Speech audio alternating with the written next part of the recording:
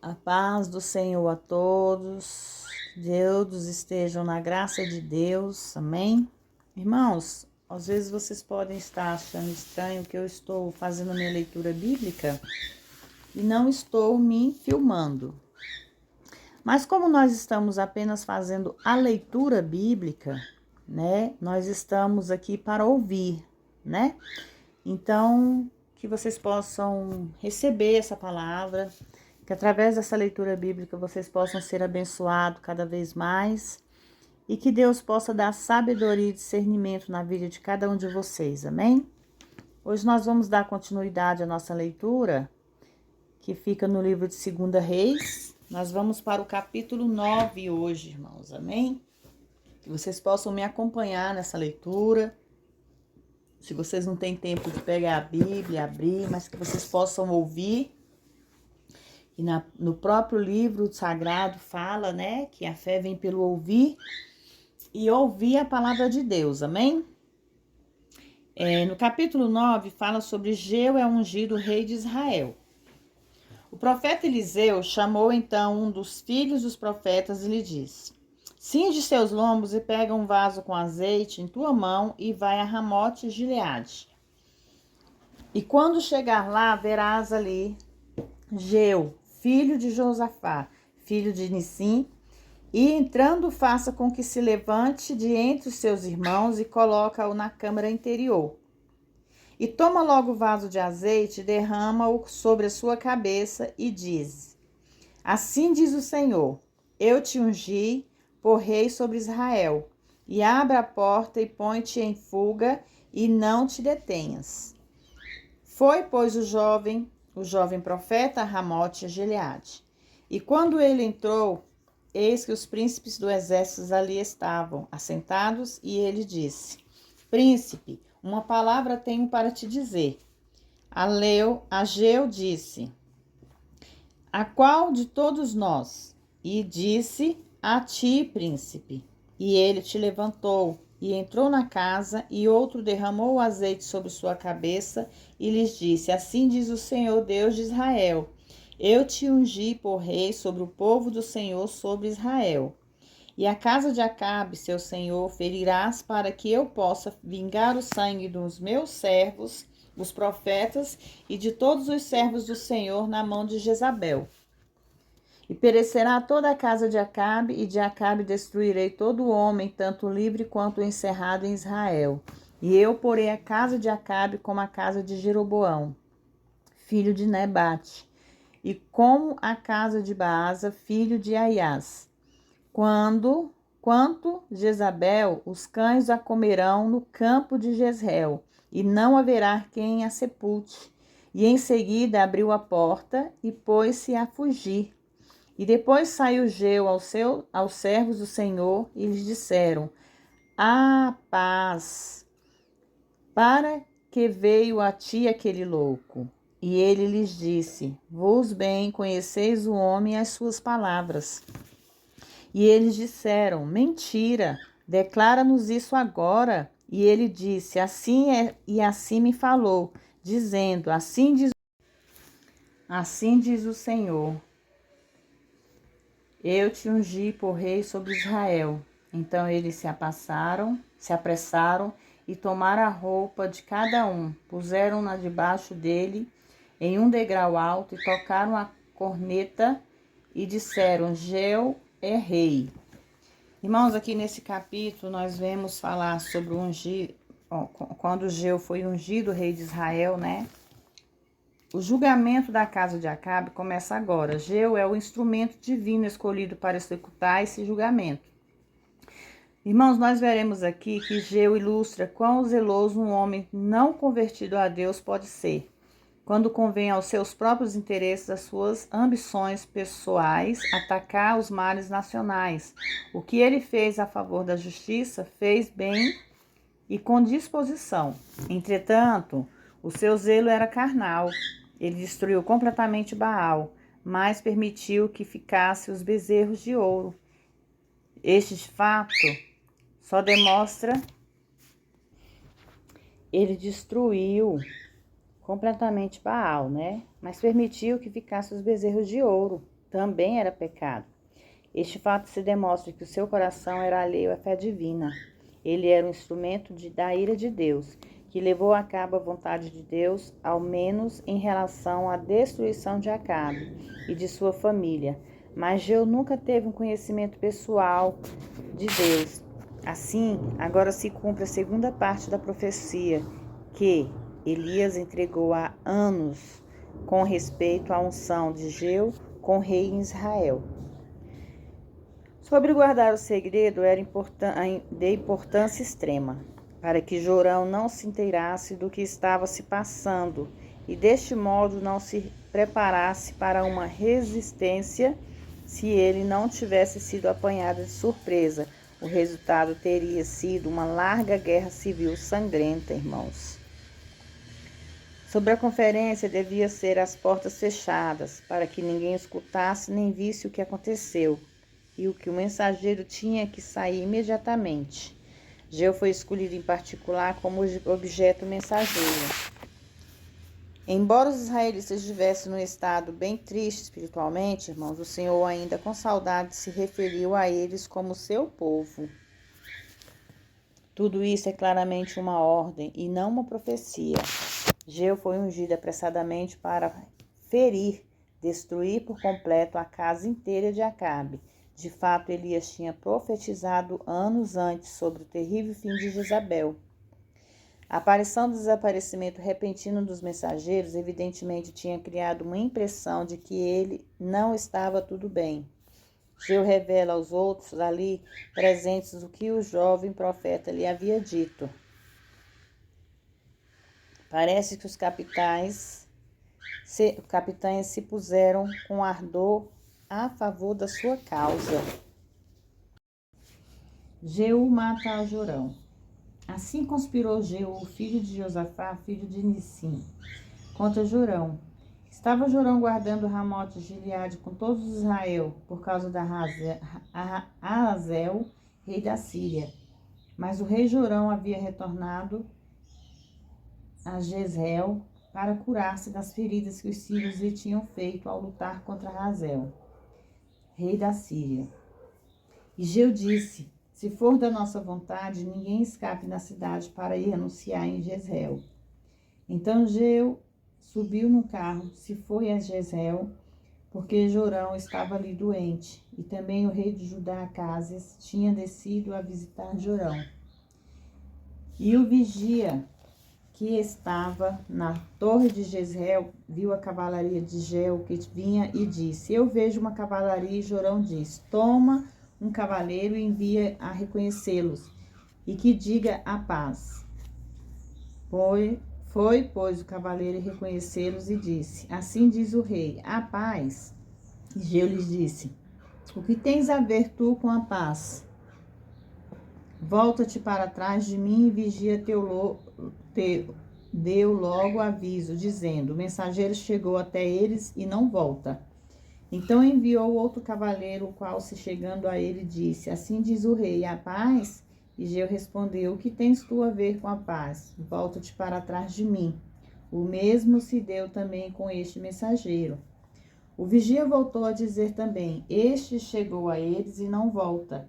E ao andar de que vem é como o andar de Jeu, filho de Nissim, porque nem vem impetuosamente. Então Jorão disse: aparelhe o carro. E sendo aparelhado seu carro, Jael Jorão, rei de Israel, e Acázias, rei de Judá, cada um em seu carro, e saíram a encontrar Jeu, ao qual acharam a herdade de Nabote e de Jezreel. E quando Jorão viu Jeu, disse: a paz, Jeu. E ele respondeu: que paz com as fornicações de Jezabel, sua mãe, e com as suas muitas feitiçarias. Irmãos, fornicações aqui significa idolatrias, como era empregado muito frequentemente no Antigo Testamento. Então Jorão, voltando as mãos, fugiu e disse a Acázias: a traição, Acázias. Mas Jeu preparou seu arco e feriu Jorão entre as costas, e a seta saiu pelo seu coração, e ele caiu no seu carro. E disse então Geu: Abdicar, seu capitão, toma-o e joga-o parte da herança de Nabote de Jezreel, porque lembra-te que quando tu e eu íamos juntos após Acabe, seu pai, o Senhor pronunciou essa sentença sobre ele, dizendo: Por certo que, como eu vi ontem o sangue de Nabote e o sangue de seus filhos, disse o Senhor, eu te darei a retribuição nesta mesma herdade. Diz o Senhor, toma-os, pois, agora e joga-os neste campo, conforme a palavra do Senhor. Jeu mata Acázias, rei de Judá. E ao ver isto, Acázias, rei de Judá, fugiu pelo caminho à casa de Jardim, e o perseguiu Jeu, dizendo, feri também este no carro. E o feriram na subida de Gur, que está junto a Ableão. E ele fugiu para Gemido e morreu ali. E os seus servos o levaram em um carro de Jerusalém, e lá o sepultaram com seus pais, e em seu sepulcro na cidade de Davi. No 11º ano de Jorão, filho de Acabe, começou a reinar Acázias sobre Judá. Jeú mata Jezabel. E veio depois Jeu a Jezreel, e ao inteirar-se Jezabel pintou em volta os seus olhos e embelezou a sua cabeça, e apareceu por uma janela. E quando entrava Jeu pela porta, ela disse, sucedeu Ben-Zirim que matou o seu senhor? E levantou ele, e o seu rosto para a janela disse, quem está comigo? Quem? E olharam a eles, pois, ou 3 eunucos. E eles lhe disse, joguem-na daí de baixo, abaixo. E eles a jogaram, a parte do seu sangue salpicou na parede e nos cavalos, e Giseu a atropelou. Entrou e depois de que comeu e bebeu, disse, vão agora ver aquela maldita e sepultai-a, pois a filha do rei. Mas quando foram sepultá-la, não acharam dela mais nem a caveira, os pés e as palmas das mãos. Porque efetivamente, irmãos, ela foi comida por cães selvagens, como tinha falado aqui anteriormente, que não ia se restar nada dela. Então voltaram e disseram aquilo ao rei, e ele disse, a palavra de Deus é esta, a qual ela falou pela boca de seu servo Elias, a despita, dizendo, na herdade de Jezreel, os cães comerão as carnes de Jezabel. A profecia se referia ao que está registrado em 1 Reis. E ao corpo de Jezabel será como esterco sobre a face da terra, na herdade de Jezreel, de maneira de que ninguém possa dizer, esta é Jezabel. Irmãos, os fragmentos do corpo dela foram espalhados de tal modo que não poderiam haver uma sepultura comum. Nenhum lugar onde admiradores dela pudessem se reunir e dizer, aqui jaz grande rainha, aqui jaz Jezabel. Descansar sem sepultura era considerado uma vergonha ou uma desgraça. Púlpite. E assim é concluída a vida desta mulher, que tinha feito tanto mal, tanto em Israel como em Judá. De uma forma ou de outra, todos os que rejeitam Jesus Cristo têm um fim desprezível. Morrer sem Deus é uma morte de escuridão eterna, irmãos. Perdão. Capítulo 10. Jeu mata os filhos de Acabe. Tinha Acabe em Samaria 70 filhos e escreveu cartas a Jeú. Ele os enviou a Samaria aos principais de Jezreel, aos anciãos e aos tutores dos filhos de Acabe, dizendo, logo que esta carta chegue a vós, os que têm os filhos do seu senhor e os que têm os carros dos cavaleiros da cidade, fortificada e as armas. Olhai qual o melhor e o mais reto dos filhos de seu senhor. E ponde no trono seu pai e lutai pela casa do Senhor. Mas eles tiveram grande temor e disseram, eis que 2 reis não puderam resistir, como poderemos resistir-lhes nós? E o mordomo e o presidente da cidade, os anciãos e os tutores enviaram a dizer a Jeu, teus servos somos, e faremos tudo o que nos mandar. Não escolheremos como rei ninguém, tu farás o que bem parecer. Ele então lhe escreveu pela 2ª vez, dizendo, se sois meus e quereis me obedecer, tomai então as cabeças dos seus filhos homens de vosso senhor e vinde amanhã. E a essas horas a minha Jezreel. Os filhos do rei, 70 homens, estavam com os principais nas cidades, que os criavam. E quando as cartas chegaram a ele, tomaram os filhos do rei e degolaram 70 homens e puseram as suas cabeças em cestos e os enviaram a Jezreel.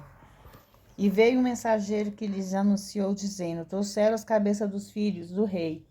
E disse ele: ponde-os em 2 montões à entrada da porta até amanhã.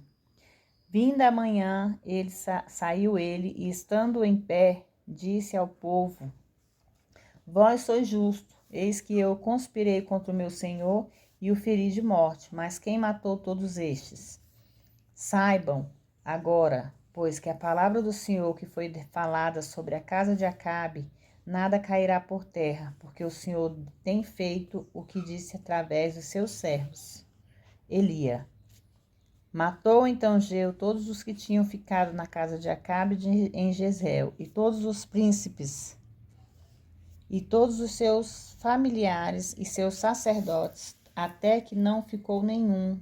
Jeu mata os príncipes de Judá, descendentes da filha de Acabe. Então levantou dali e veio Samaria, e ao chegar ele no caminho a uma casa de tosquia de pastores, achou-lhe os irmãos de Acásias, rei de Judá, e lhes disse: quem sois? E eles disseram: somos irmãos de Acásias, e viemos saudar os filhos do rei e os filhos da rainha. Então ele disse: prende-os vivos. E depois que os tomaram vivos, mataram-nos juntos ao poço da casa de Tosquia, 42 homens, sem deixar nenhum deles. O restante da casa de Acabe é morto por Jeu em Samaria, como o Senhor instituiu. E quando ele saiu dali, encontrou-se com Jonadab, filho de Arrecabe, e depois que o tinha saudado, disse-lhes: é reto ao teu coração, como o meu é reto ao teu. E Jonadab disse: é. Se é, então me dá a mão. E lhe deu a sua mão e o fez subir sobre consigo no carro.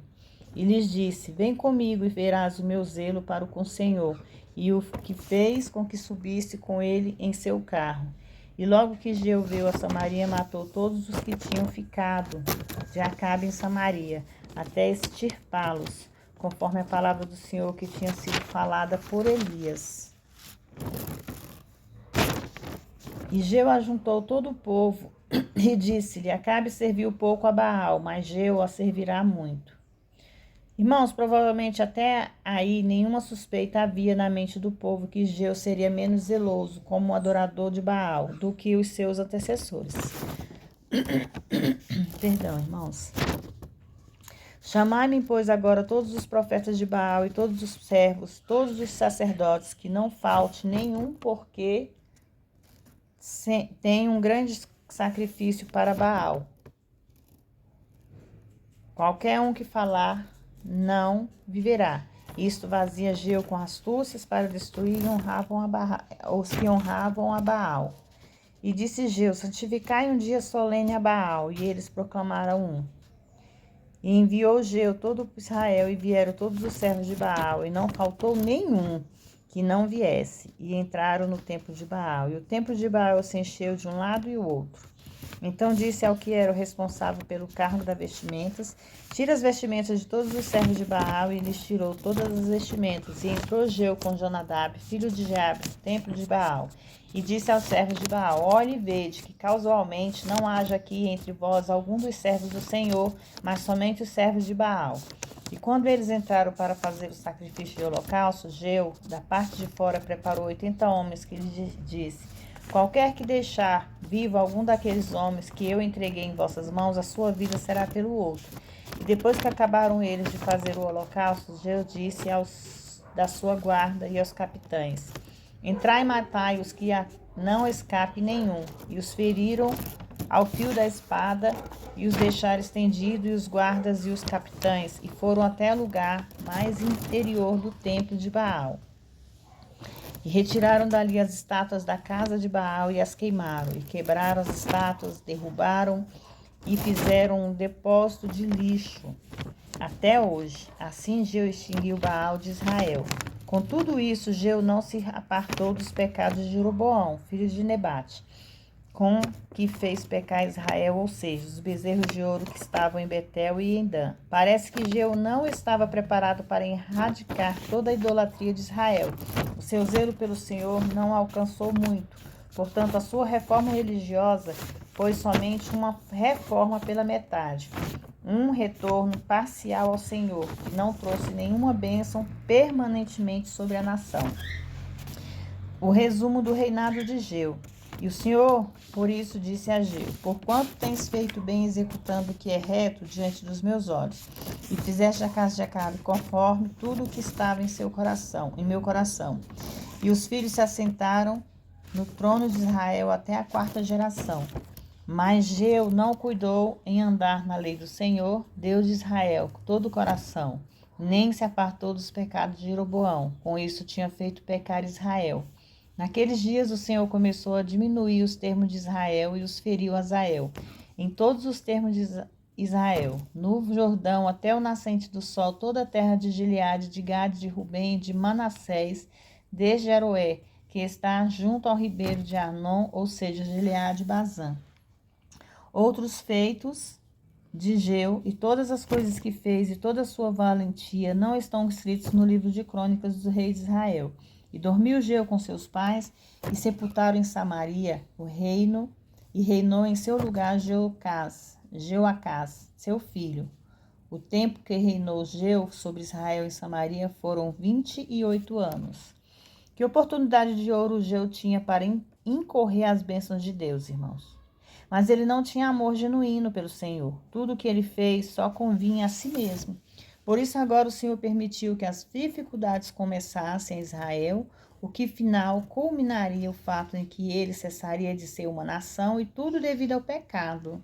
O reinado de Jehú foi reinado mais longo de um reino israelita, depois de Jeroboão II, sobre o qual se fala em 2 Reis. Quem reinou por 41 anos? Os reinados dos reis de Judá parecem que, em geral, foram de maior duração. De fato, sequer um rei da confederação norte de Israel e apontada pelo Senhor como justas.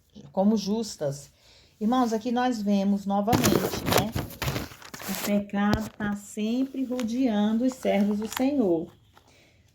Por mais que Jehú tenha feito tudo isso por vontade do Senhor, ele ainda continuava agindo por conta própria. Por quê? Se talvez ele tivesse caído em si e destruído os bezerros de ouros, que também era pecado aos olhos de Deus, ele poderia ter sido salvo e reinado muito mais tempo, como reinou do seu pai. Mas ele reinou somente 28 anos. Por quê? Porque apesar dele ter feito toda essa matança, ele ter destruído aquela terra pecaminosa, ele simplesmente extinguiu, né, aquela terra pecaminosa, ele ainda continuava mal aos olhos do Senhor, porque ele nunca fazia tudo conforme a vontade de Deus. Ele estava fazendo pela metade. Ele queria fazer a vontade de Deus, destruindo aquela cidade pecaminosa, aquele povo, né, pecaminoso, mas deixou para trás, guardado ali, aqueles bezerros de ouro, que foi a sua derrota.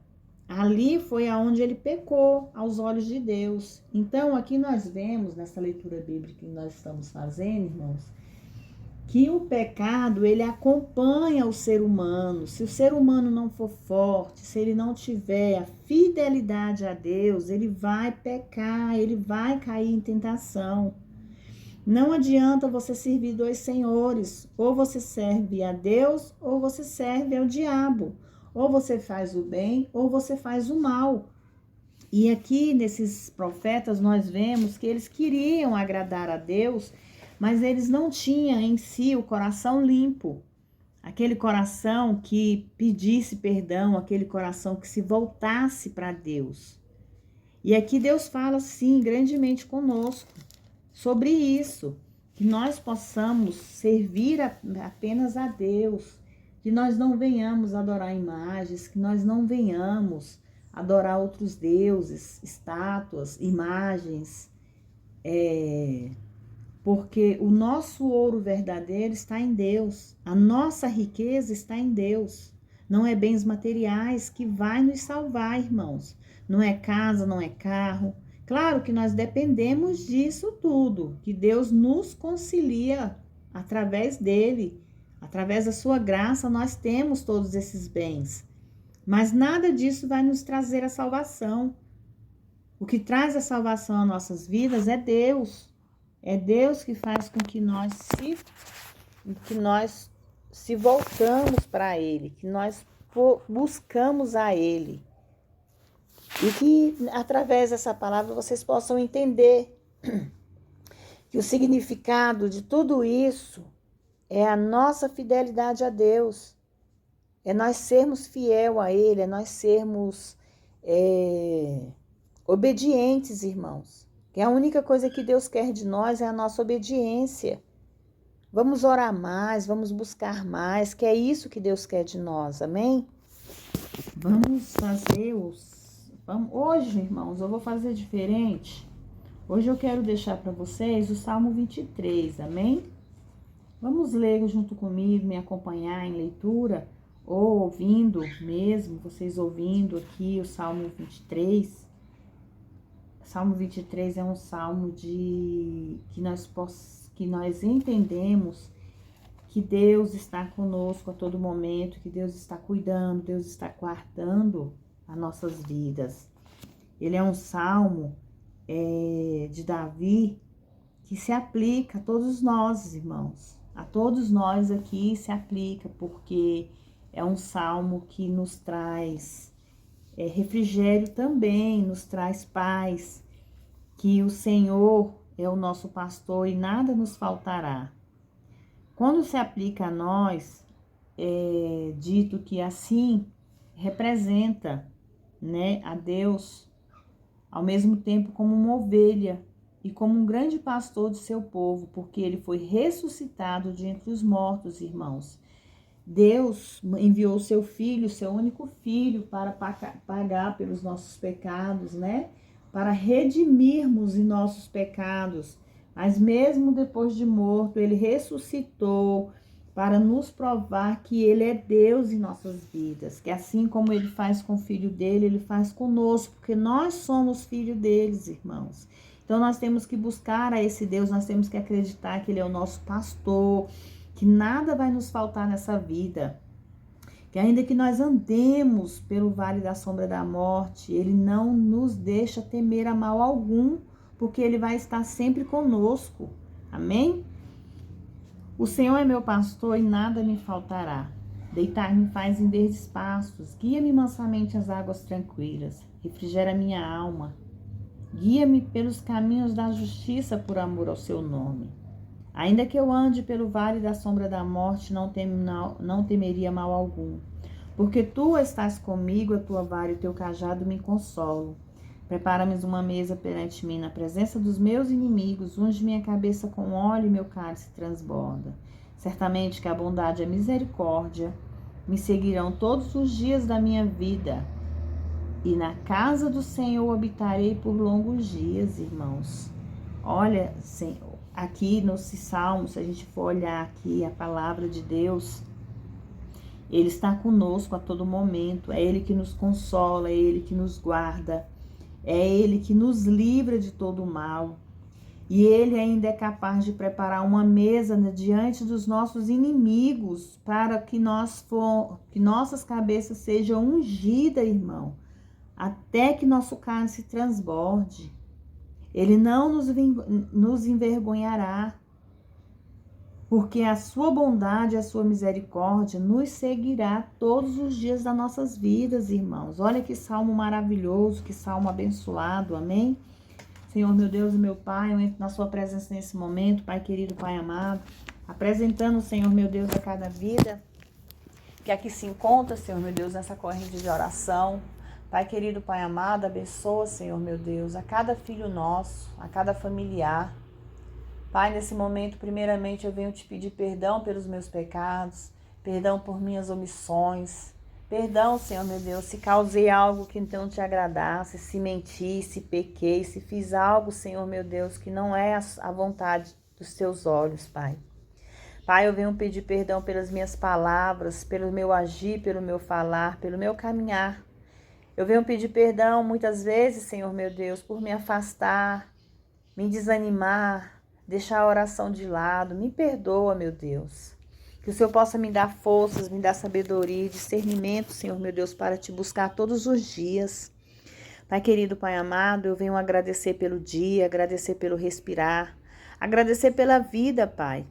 Muitos não têm o prazer de acordar pela manhã, Senhor meu Deus, e dar bom dia aos seus filhos, aos seus pais. Então eu te agradeço, Pai, por estar vivo, eu te agradeço pela saúde, eu te agradeço pelo teto. Te agradeço, Senhor meu Deus, por todos os bens materiais que o Senhor tem me concedido, Pai, para cuidar enquanto estiver em vida. Eu agradeço pela saúde dos meus filhos, pelos livramentos, Pai. Quantos livramentos nós recebemos todos os dias, Pai? Livramentos esses que nem muitas vezes a gente não vê. Muitas vezes nós não agradecemos. Muitas vezes murmuramos. Perdoa, Senhor meu Deus, nossas murmurações. Que nós venhamos a ter fé e acreditar e crer na sua palavra, Pai. Acreditar, Senhor meu Deus, como aqui diz no Salmo 23, que o Senhor é o nosso pastor e nada nos faltará, Pai. Pai, cuida dos teus filhos e filhas. Ouve as orações do justo, Pai. Que o Senhor possa ter misericórdia, Senhor meu Deus, até mesmo com os injustos, com os infiéis. Traga eles, Senhor meu Deus, para a sua presença. Pai, nesse momento eu venho pedir por cada filho meu, por cada familiar. Eu venho pedir, Senhor meu Deus, que eles venham a ter coragem, que eles venham a ter sabedoria, que eles venham a ter discernimento, Pai, para te buscar. Obrigada, Pai, por a oportunidade que o Senhor tem me dado todos os dias na minha vida, Senhor. Por eu estar aqui, meu Deus. Mesmo sendo simples, mesmo sendo pouco, nós temos que agradecer, Pai. Porque muitos por aí nem esse pouco têm, Pai, e são gratos por Ti. Pai, sobrevoa seus anjos no Rio Grande do Sul, Pai. Sobrevoa seus anjos lá naquela cidade, Senhor, meu Deus. Que aquelas águas baixem, Pai. Que aquelas águas sequem, meu Deus. Para que seus filhos possam se voltar para suas casas, meu Deus. Que o Senhor possa restituir tudo que eles perderam, meu Pai. Que o Senhor possa ajudá-los, levantar homens e mulheres, Senhor, meu Deus, para fazer essa obra, Pai. Para levar, meu Deus, mantimento. Para levar, Senhor, meu Deus, ajuda àqueles que necessitam. Muitas vezes somos ingratos, Pai. Nós reclamamos pelo que nós temos. Enquanto muitos por aí, Senhor, agradece pelo que não tem. Agradece pelo perdido. Agradece pelo que eles perderam. Ô, Pai, me perdoa, Senhor, por muitas vezes murmurar, por muitas vezes reclamar. Mas obrigada, meu Deus, por tudo que o Senhor tem feito em nossas vidas. Pai, ouve a oração dos justos, ouve a oração de cada filho e filha sua, meu Deus, que aqui se encontra nesse canal, que aqui está fazendo parte nessa corrente de oração, Pai. Cuida deles, Pai. Em nome de Jesus eu te peço, Pai. Sobrevoa seus anjos sobre nossas casas, sobre nossas cidades. Sobrevoa seus anjos, Senhor meu Deus, dentro das nossas casas, Pai. Vai tirando, Pai. Vai repreendendo todo o mal. Vai repreendendo toda a feitiçaria, todo o trabalho feito, toda oração contrária. Vai repreendendo a doença, vai repreendendo a enfermidade. A doença carnal, a doença espiritual. Vai curando sangue, carne, nervos. Vai curando os órgãos. Vai curando, Senhor meu Deus. Vai purificando o corpo dos teus filhos. Vai curando o sangue, a depressão, a ansiedade, a síndrome do pânico. Vai, Senhor meu Deus, tirando a ansiedade da vida dos teus filhos, Pai. Em nome de Jesus, Pai. Eu te agradeço, Senhor meu Deus, por mais um dia, por mais um momento, por mais um tempo de estar aqui, Senhor meu Deus.